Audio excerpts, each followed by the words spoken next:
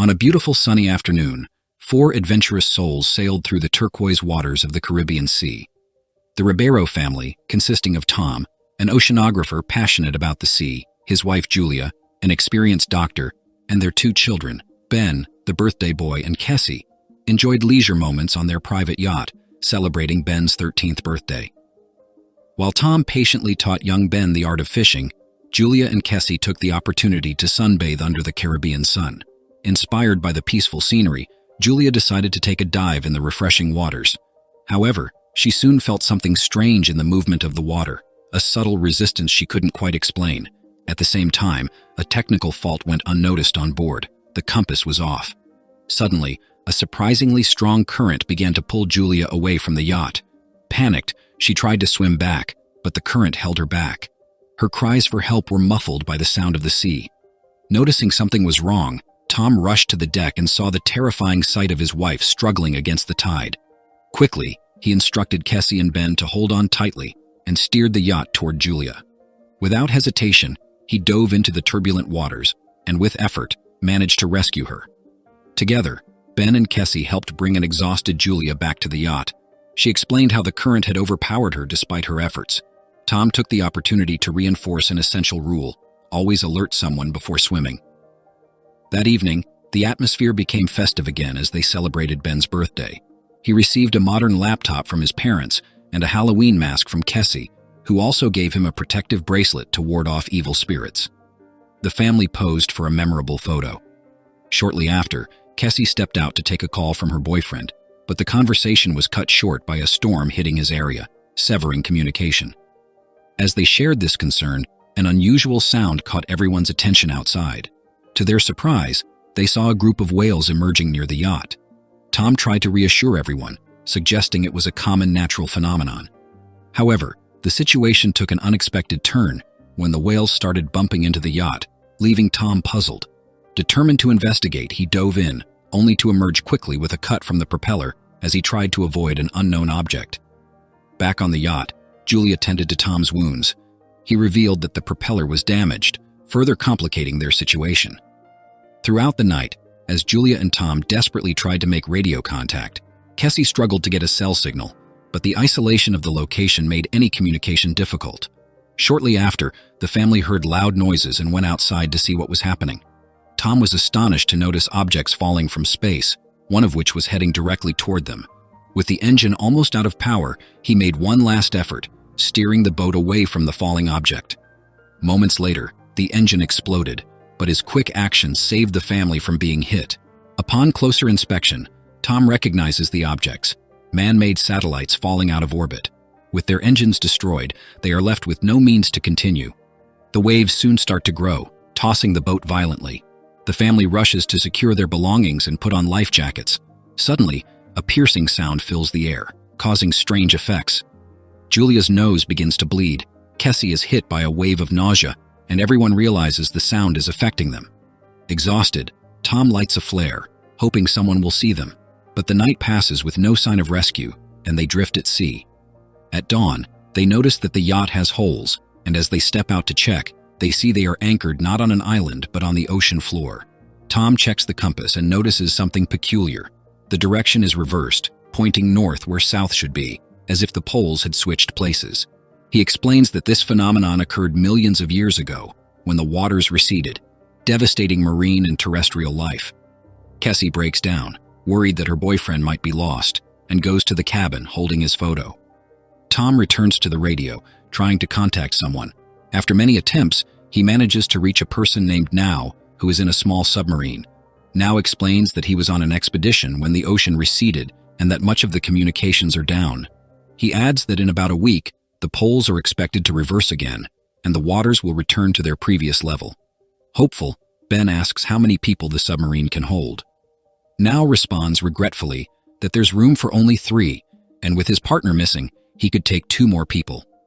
Desperate, Tom and Julia beg Now to take their children to safety. After a brief pause, he agrees and sends his location.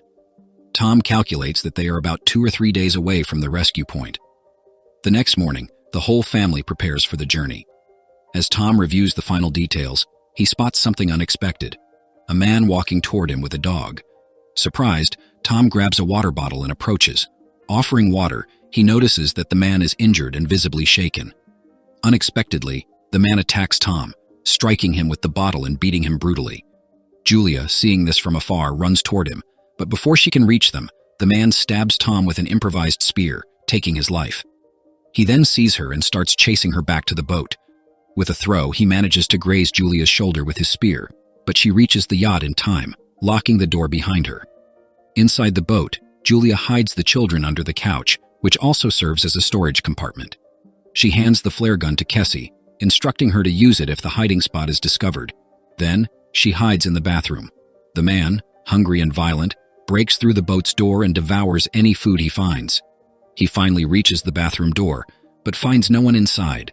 Julia had escaped through a hole leading to the boat's exterior. She runs, but the man's dog finds her and attacks her. Julia, in pain and with no choice, is forced to defend herself and ends up killing the dog.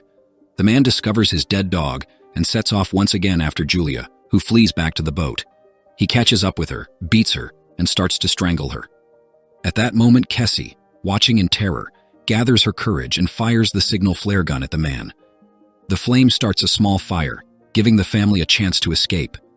Julia quickly tries to grab supplies from the boat before fleeing, but the man tries to grab her again. This time, she manages to fight him off and leaves the boat. Together, the family mourns the loss of Tom, but they need to keep moving as the man continues to pursue them relentlessly. After a few miles, they stop to rest, but Ben, frightened and dehydrated, refuses to drink water. Kessie, troubled, wonders aloud if the man followed them because of the balloons Ben had hung, but Julia scolds her, saying it wasn't his fault. The journey continues, but they notice the man following them at a dangerous distance. At one point, Ben sees dead hammerhead sharks and curiously examines the site, but Julia notices the pursuer approaching again. They flee, encountering some toxic waste along the way.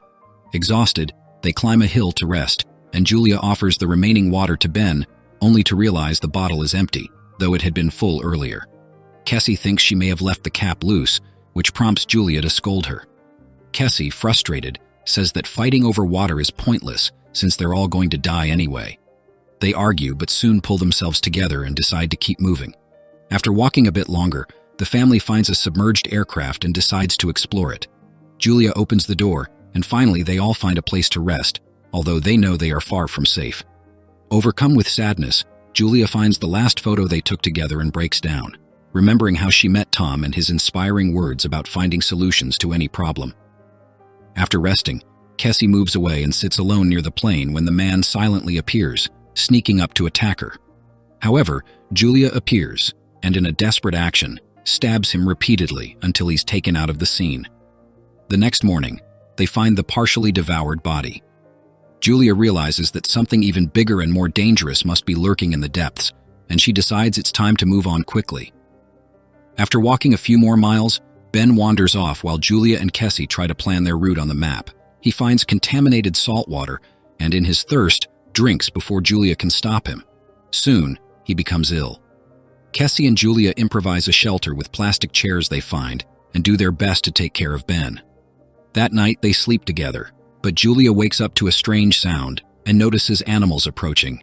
She wakes the children, and the family runs until they see a ship where some people are scavenging for food.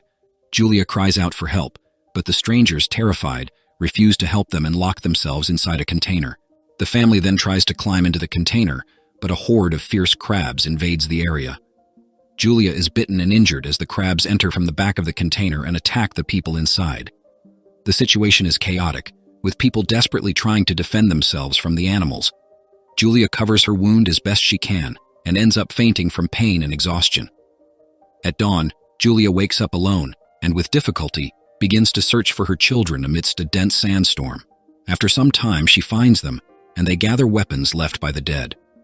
Determined, Julia sterilizes her wound with gunpowder and a lighter, attempting to move forward.